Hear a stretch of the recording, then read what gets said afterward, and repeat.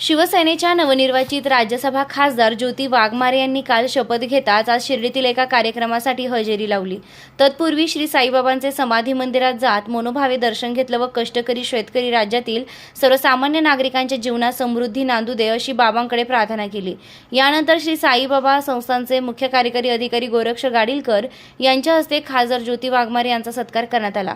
यावेळी बोलताना खासदार ज्योती वाघमारे यांनी बाबांच्या चरणी नतमस्तक होऊन मनाला आगळे वेगळे समाधान लाभत असल्याचं सांगत जगाला सबका मालिक एक हा संदेश देणाऱ्या श्री साईबाबांच्या चरणी आज नतमस्तक होण्याचे सौभाग्य प्राप्त झाल्याचं खासदार ज्योती वाघमारे यांनी म्हटलंय।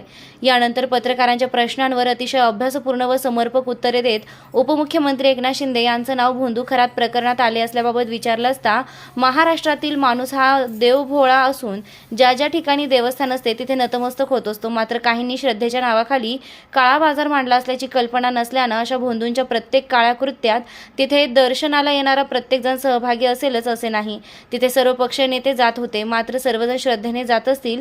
आज त्यांच्या काळ्या कृत्यांचा पर्दाफाश झाला असून अशा खरातांची वरात काढली गेली पाहिजे। अतिशय निंदनीय असा हा प्रकार असल्याचं खासदार ज्योती वाघमारे यांनी म्हटलंय। कालच देशाच्या सर्वोच्च सभागृहामध्ये मी खासदारकीची शपथ घेतली। माझ्या वेशभूषेच्या माध्यमातून मी पहिला स्त्री शिक्षिका क्रांतीज्योती सावित्रीमाई फुले यांना मानाचा मुजरा केला। हातामध्ये बाबासाहेबांचं संविधान, नाकामध्ये जिजाऊ मासाहेबांची नथ घालून महाराष्ट्राची संस्कृती आणि मराठी बाणा मिरवत मी देशाच्या सर्वोच्च सभागृहात एकनाथजी शिंदे साहेबांच्या आशीर्वादानं गेले। आणि योगायोग बघा किंवा बाबांचा आशीर्वाद म्हणा, पक्षानं माझी शिर्डी लोकसभा संपर्क प्रमुखपदी नियुक्ती केलेली आहे। आणि त्यामुळेच येणाऱ्या ज्या काही SIR असतील किंवा जनगणना आहे, डिलिमिटेशन आहे, या सगळ्या गोष्टींच्यासाठी कालच शपथ घेतली। परंतु काल संध्याकाळचीच फ्लाईट पकडून मी शिर्डीत आले, कारण शिवसैनिक हा सतत लढत असतो, त्यांनी आराम करायचा नसतो। त्यामुळे लगेच पक्षकार्यासाठी हजर झाले। आज आमच्या सगळ्यांची मीटिंग आहे। बाबांच्या चरणी नतमस्तक होऊन अत्यंत आनंद होतोय, कारण त्यांनी जगाला सर्वधर्म समभाव शिकवला, त्यांनी सबका मालिक एक है हे शिकवलं, त्यांनी आलेल्या प्रत्येकाला अन्नदान केलं, दुआ दिली, दवा दिली। आणि त्यामुळे तोच बाबांचा आशीर्वाद हा माझ्याही पाठीशी राहावा, महाराष्ट्रातल्या सगळ्या लाडक्या बहिणींच्या पाठीशी राहावा, शेतकऱ्यांच्या पाठीशी राहावा, हीच मी प्रार्थना करतो। मी देशाच्या सर्वोच्च सभागृहात जातीये, पण माझा प्रवास हा गुलाबांच्या पाकळ्या अंथरलेला कधीच नव्हता। वाटेवर गरिबीचे काटे होते, संघर्षाचे काटे होते आणि अनेक आव्हानांचे काटे होते। त्यावरती चालत असताना ज्या महापुरुषांच्या विचारांची प्रेरणा जी मला सतत लढण्यासाठी बळ देत राहिली, त्या महापुरुषांच्या नावाचा उल्लेख मी शपथ घेताना करणं हे मला वाटतं की माझं आद्य कर्तव्य आणि माझं नीती कर्तव्य होतं। आणि त्यामुळेच मी माझ्या शपथेची सुरुवात छत्रपती शिवराय, बाबासाहेब आंबेडकर, महात्मा फुले, क्रांतीज्योती सावित्रीमाई फुले, राजमाता जिजाऊ, लोकशाहीर अण्णाभाऊ साठे आणि जांबुनी महाराज यांचं नाव घेऊन केली। ज्या शिवसेनेनं जात धर्म न बघता आमच्यासारख्या सर्वसामान्य कार्यकर्त्यांना मोठ्या पदापर्यंत पोहोचवलं, त्या शिवसेना प्रमुख हिंदू हृदय सम्राट वंदनीय बाळासाहेब ठाकरे, धर्मवीर आनंद दिघेसाहेब यांचं नाव घेऊन केली। आणि स्वतःच्या लेकीला खासदार बनवणारे खूप असतात, पण भीमाच्या लेकीला ज्यांनी खासदार बनवलं त्या एकनाथ शिंदे साहेबांचाही तिथं नामोल्लेख करणं हे माझं आद्य कर्तव्य होतं, म्हणून मी सगळ्यांचा नामोल्लेख केला। पण संसदीय प्रथेप्रमाणे मला वाटतं की तसं बोलता येत नव्हतं, त्यामुळे मला अडवण्यात आलं। पण संसदीय परंपरांचा, संविधानाच्या सर्व कायद्यांचा आम्ही आदर करतो, त्यामुळे मी पुन्हा शपथ घेतली। भावनिक क्षण होता। एक महिला त्या ठिकाणी जाते आहे, ग्रामीण भाग आहे, कठीण परिस्थितीतून जाते। आई वडील आणि संपूर्ण परिवार काल माझ्या सोबत होता। माझ्या आई वडिलांनी मुंबई पहिल्यांदा बघितली जेव्हा खासदारकीचं प्रमाणपत्र घेण्यासाठी ते माझ्या सोबत आले होते। आणि तेव्हा एकनाथ शिंदे साहेबांना आई म्हणाली की साहेब आम्ही मुंबई पहिल्यांदा बघितली। तेव्हा एकनाथ शिंदे साहेब आईला म्हणाले की लेकीच्या शपथविधीसाठी तुम्हाला दिल्ली पण बघता येईल। त्यांनी माझ्या आई वडिलांसाठी आणि परिवारासाठी विमान प्रवासाची सोय केली। आणि आयुष्यभर काबाड कष्ट करणारे माझे आईबाप त्यांनी पहिल्यांदा विमान प्रवास केला। ते माझ्यासोबत, म्हणजे मी शपथ घेत असताना आई वडिलांनी डोळ्यांनी बघावं याच्यापेक्षा गौरवाचा क्षण दुसरा कुठला नसतो। आणि आई वडिलांच्या डोळ्यातला अभिमान याच्यापेक्षा मोठं सर्टिफिकेट आणि मोठा पुरस्कार कुठला नसतो। जर माझ्या गरीब कष्टकरी आई बापाला अभिमान वाटावा असे 2 क्षण जरी मी माझ्या जीवनात देऊ शकले तर मला वाटतं माझा जन्म एक लेख म्हणून धन्य होईल. अत्यंत चीड येणारं हे प्रकरण आहे. अत्यंत वेदना होतात, अत्यंत विमनस्क परिस्थिती, कधी कधी तर म्हणजे अत्यंत सगळं खूप किळसवाणं वाटतं. कारण महाराष्ट्राची परंपरा ही ज्ञानोबारायांची, तुकोबारायांची, गाडगेबाबांची आहे. महाराष्ट्राची परंपरा ही शिवरायांची आहे, ज्यांनी महिलांना सन्मान दिला. बाबासाहेबांची आहे, ज्यांनी हिंदू कुडबिलासाठी राजीनामा दिला. पण या प्रबोधनाची भूमी असणाऱ्या महाराष्ट्रामध्ये आजही अशा पद्धतीचे ठग जर अंधश्रद्धांचा फायदा घेऊन महिलांचा असा छळ करत असतील ना, तर आता इतका राग येतोय की कुठंतरी वाटतं की कायद्याच्या पलीकडे जाऊन त्याला ठोकून काढला पाहिजे. पण मला विश्वास आहे की ज्या पद्धतीचं आश्वासन महाराष्ट्र शासनानं दिलेलं आहे, निष्पक्ष चौकशी होईल, अटक झालेलीच आहे. पण एक खासदार म्हणून आणि एक महिला म्हणून हीच मागणी राहील की पुन्हा कुठल्याही नराधमाची महाराष्ट्राच्या या बहिणीकडे वाकड्या नजरेनं पाहण्याची हिंमत होई नये, अशी खराची वरात निघाली पाहिजे. मात्र एकीकडे हे बघा कसं होतं की बऱ्याच वेळेला काही माणसं हे वेगळं कातडं पांघरतात आणि आतून ते वेगळे असतात. आणि ज्या वेळेला सांगितलं जातं की बाबा अमुक एक माणूस हा चांगला आहे, त्याच्यावरती विश्वास ठेवून जर कुणी गेलं असेल तर त्यांच्या काळ्या कृत्याला त्यांचा पाठिंबा आहे असं समजण्याचं अजिबात कारण नाहीये. महाराष्ट्राचा माणूस हा देवभोळा आहे, धार्मिक आहे आणि त्याच्यामुळं अगदी दगडात देव शोधणं ही भारताची परंपरा आहे. त्यामुळे जिथे कुठे ईश्वरी अस्तित्व आहे तिथं जर कोणी नतमस्तक झालं, परंतु जर कोणी एखादी महत्वाची व्यक्ती माझ्याकडे येते म्हणून त्यांचा गैरफायदा जर असे नराधम घेत असतील ना, तर त्यांचा बंदोबस्त झाला पाहिजे. मला अजिबात वाटत नाही की जे कोणी लोक तिथे गेले असेल, सगळ्या पक्षाचे लोक गेले, सगळ्या पक्षातल्या लोकांची नावं आहेत, मी ती नावं घेत नाही, तुम्हाला माझ्यापेक्षा जास्त माहिती आहे. परंतु माझा त्यांच्या सद्भावनांवर विश्वास आहे. ते ईश्वरी अस्तित्वापुढे नतमस्तक होण्यासाठी गेले, परंतु खरात सारख्या नराधमानं त्याचा गैरवापर करून घेतला, त्याचा बंदोबस्त झाला पाहिजे. हे बघा, ते त्यांच्या पद्धतीनं काम करतायत. परंतु मला या ठिकाणी वाटतं की महाराष्ट्राचं पोलीस दल, महाराष्ट्राचं गृह खातं अत्यंत सक्षम आहे. आदरणीय मुख्यमंत्र्यांनी आणि उपमुख्यमंत्र्यांनी या संदर्भात सांगितलेलंच आहे की अत्यंत निष्पक्ष तपास होईल. त्याचबरोबर जी SIT नेमण्यात आलेली आहे त्याचं नेतृत्व करणाऱ्या ज्या आदरणीय IPS तेजस्वी सातपुते आहेत, त्यांनी सोलापूरला सुद्धा काम केलेलं आहे. आणि अगदी सोलापुरात असताना सुद्धा वंचित समाज घटकातील महिलांना आणि ज्या वसाहतींमध्ये अनेक वर्ष अवैध दारू गाळण्याचा व्यवसाय होत होता, तिथल्या महिलांना त्याच्यातून बाहेर आणून त्यांच्या कलागुणांना एक व्यवसायाचं रूप देण्याचं काम त्यांनी केलं होतं. त्यामुळे मला वाटतं की ते एक अत्यंत सक्षम अधिकारी आहेत. एक महिला म्हणून ते समाजभान त्यांच्या मनामध्ये जागृत आहे आणि त्यांच्या नेतृत्वाखाली योग्य तपास होऊन सत्य बाहेर पडेल याचा मला पूर्ण विश्वास आहे. खरं तर अनेक प्रश्न या माध्यमातून निर्माण होत आहे की CDR सारखा विषय जो अत्यंत गोपनीय असतो, जो अगदी तपास करणाऱ्या पोलीस अधिकाऱ्यांना सुद्धा सहजासहजी उपलब्ध होत नाही, तो दमाने यांच्याकडे आला कुठून, त्याचे सोर्सेस तपासले गेले पाहिजे. पुन्हा मला विचारायचंय की दमानिया ताई ह्या स्वतः सांगतायत की मला एका अननोन माणसानं, अनोळखी माणसानं व्हॉट्सअपवरती ते पाठवलं.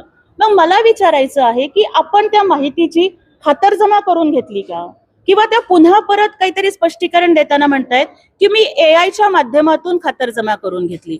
पण आपण जर कुठलंही AI पोर्टल, ChatGPT असू दे, जेमिनी असू दे, ते उघडलं की त्याच्यावरती दादा एक डिस्क्लेमर असतो, AI कॅन मेक मिस्टेक्स. मग कुठलाही मग दमानिया ताईंनी थांबायला हवं होतं ना.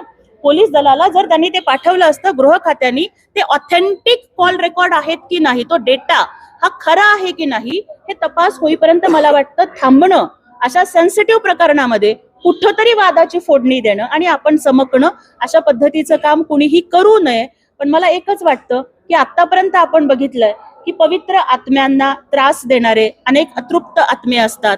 त्याच अतृप्त आत्मे खरात प्रकरणावरती जर राजकीय पोळी भाजण्याचा प्रयत्न करत असतील तर ते करू नका. पीडित महिलांना नीतिधैर्य देण्यासाठी पाठीशी उभं राहा, पीडित महिलांचं मनोधैर्य वाढवण्यासाठी पाठीशी उभं राहा. ते तुम्ही जे काही आरोप प्रत्यारोप करताय त्याच्यापेक्षा पीडित महिलांचे जे व्हिडिओज बाहेर येत आहेत त्यांना बाहेर पडता येत नाही, त्यांच्या कुटुंबियांना घराबाहेर पडता येत नाही, त्यांना वर्क फ्रॉम होम करावं लागतंय, त्याच्या विरोधामध्ये उभं राहूयात आणि प्रत्येक महिलेला न्याय मिळायला पाहिजे, ताठमानेनं जगण्याचा अधिकार मिळायला पाहिजे, याच्यासाठी काम करू. आणि शेवटी एवढंच म्हणते, कर नाही त्याला डर कशाला. अशाच वेळेस तरी राजकारण बाजूला ठेवलं पाहिजे की होय, दुःखाच्या वेळेला राजकारण, पक्षकारण सगळं बाजूला ठेवलं पाहिजे. त्यातही जर पतिनिधनाचं दुःख आणि कपाळावरचं कुंकू पुसलं गेलेल्याचं दुःख कुठल्याही स्त्रीसाठी जगात सगळ्यात मोठं असतं, पण तरी सुद्धा जर तिसऱ्या चौथ्या दिवशी सुनेत्राताई या महाराष्ट्राची मायमाऊली बनून महाराष्ट्राची पहिला महिला उपमुख्यमंत्री म्हणून शपथ घेत आहेत, तर नैतिक कर्तव्य होतं सगळ्या राजकीय पक्षांचं की त्या लढणाऱ्या बहिणीच्या पाठीशी उभं राहण्याचं. पण मला वाटतं की कोत्या मनोवृत्तीच्या लोकांना राजकीय संस्कृती आणि महाराष्ट्राची संस्कृती कळणार नाही. पण मला अभिमान वाटतो की आम्ही अशा नेतृत्वाच्या हाताखाली काम करतो. माननीय उपमुख्यमंत्री एकनाथजी शिंदे साहेबांनी नुसता पाठिंबा नाही दिला, तर आपली लाडकी बहीण पहिल्या महिला उपमुख्यमंत्री सुनेत्राताईंचा फॉर्म भरण्यासाठी एकनाथ शिंदे साहेब काल स्वतः बारामतीला गेले आणि ताई भाऊ म्हणून मी तुमच्या पाठीशी उभा आहे ह्या त्यांना शब्द दिलाय. अगदी नक्की दादा, आपण खरंच सगळीकडे देव शोधणारी माणसं आहोत. म्हणजे चराचरामध्ये ईश्वराचं अस्तित्व आहे असं आपण मानतो, परंतु त्याच वेळेला असे काही लोक जे धार्मिक भावनांचा गैरफायदा घेतात आणि विशेष करून महिलांच्या संवेदनशील मनाचा गैरफायदा घेतात, त्याच्यावरती कडक कायदे हे झालेच पाहिजेत. मला या ठिकाणी संत तुकाराम महाराजांचं वचन आठवतं की ऐसे कैसे झाले भोंदू कर्म करोनी म्हणती साधू. पण तेच तुकाराम महाराज पुढे सांगतात की तुका म्हणे ऐशा नरा मोजोनी माराव्या पैजारा. म्हणजे अशा भोंदूंना पाठीशी घालू नका, हे तर तुकाराम महाराजांनीच सांगितलंय. कायदे झालेच पाहिजेत, त्यासाठी नक्कीच राज्यसभेत आवाज उठवेल. परंतु महाराष्ट्रामध्ये जादूटोणा प्रतिबंधक कायदा हा आधीच आहे. नुसते कायदे होऊन चालणार नाहीत, तर त्याची प्रभावी अंमलबजावणी सुद्धा झाली पाहिजे. आणि त्यासोबतच मला वाटतं की जी प्रबोधनाची चळवळ तुकोबा रायांनी, ज्ञानोबा रायांनी, गाडगे बाबांनी, तुकडोजी महाराजांनी, शिवछत्रपती फुले शाहू आंबेडकरांनी केली ना, ते प्रबोधन पुन्हा या महाराष्ट्राच्या मातीमध्ये झालं पाहिजे. थँक्यू.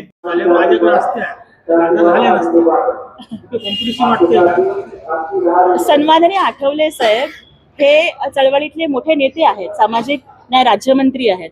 आठवले साहेबांची स्टाईल आहे की प्रत्येक गोष्टीवरती कवी मनानं दिलखुलासपणानं ते स्टाईल करतात. त्यांचं मोठं मन बघा की आपल्या कार्यकर्त्याची मुलगी जर खासदार होते तर हो तुझे वडील माझ्यासोबत होते आणि तू शिंदे साहेबांच्याकडे गेली म्हणून खासदार झाली, हा उल्लेख त्यांनी केला. इथं शिंदे साहेबांच्या गुणग्राहकतेला आणि त्यांच्या मोठ्या मनाला त्यांनी पावती दिली. काल सुद्धा मी जेव्हा शपथ घ्यायला गेले तिथे रामदासजी आठवले साहेब मला भेटले आणि तिथंही त्यांनी सांगितलं की लढत राहा, मी तुझ्या सोबत आहे. लाडक्या कार्यकर्त्याची जास्त आनंद होईल. नमस्कार. श्री साईबाबांच्या पावनभूमीत तुमचे हक्काचे आणि सुरक्षित घर घेण्याची सुवर्ण संधी चालून आली आहे. आम्ही घेऊन आलो आहोत साई आनंद पार्क. येथे आहे श्री साई कृपेची आणि आनंदाची आत्मानुभूती. 5 एकरमध्ये 100% लीगल सर्व सोयींनी युक्त रहिवासी प्लॉट्स, रस्ते, स्ट्रीट लाईट्स, श्री महादेवाचं मंदिर, निसर्गरम्य हिरवाईनं नटलेला परिसर, सगळं काही तयार. अंतर्गत प्रशस्त रस्ते आणि प्रस्तावित 12 मीटर आणि 15 मीटर DP रोडलगत विकसित प्लॉट्स. आणि हो, आपले श्री साई मंदिर, शाळा, मार्केट सर्व काही फक्त 5 मिनिटांच्या अंतरावर. सुरक्षित गुंतवणूक, तज्ज्ञ वकिलांमार्फत खरेदी विक्री आणि वास्तुशास्त्रानुसार प्लॉट्स. सुरक्षित, शांत आणि सुसंस्कृत वातावरणात एअरपोर्ट रोडलगत शिर्डी हद्दीमध्ये श्री साईबाबा मंदिरापासून अगदी काही मिनिटांवर. साई आनंद पार्क म्हणजे आनंदाचं, विश्वासाचं आणि समाधानाचं ठिकाण. आजच बुकिंग करा.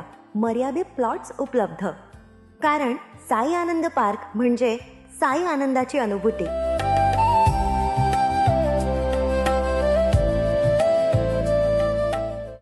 श्री साईंच्या नगरीत आपल्या स्वप्नातील घर साकार करण्याची सुवर्ण संधी.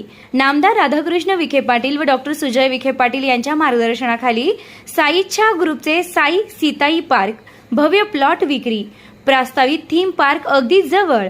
प्रशस्त 30 फूट अंतर्गत रस्ता, दोन्ही बाजूंनी सुशोभित झाडे, ड्रेनेज व स्ट्रीट लाईटची उत्तम सोय, MSCB पोल कनेक्शन उपलब्ध. राहण्यासाठी अतिशय अनुकूल वृंदावन, बंधाऱ्याचा निसर्गरम्य परिसर, बस स्टॉप, शाळा, बँक फक्त 5 मिनिटांच्या अंतरावर आणि साईबाबा मंदिरापासून फक्त 10 मिनिटावर. मर्यादित प्लॉट्स उपलब्ध. आजच बुकिंग करा. संपर्क करा श्री जगन्नाथ गोंदकर पाटील 9507 75 75 55. श्री संदीप गोंदकर पाटील 99 22 66 56 37 तसेच श्री शुभम वेणुनाथ गोंदकर पाटील 97 67 06 66 85 पत्ता वृंदावन बंधाऱ्यालगत श्रीरामनगर कणकुरी रोड शिर्डी.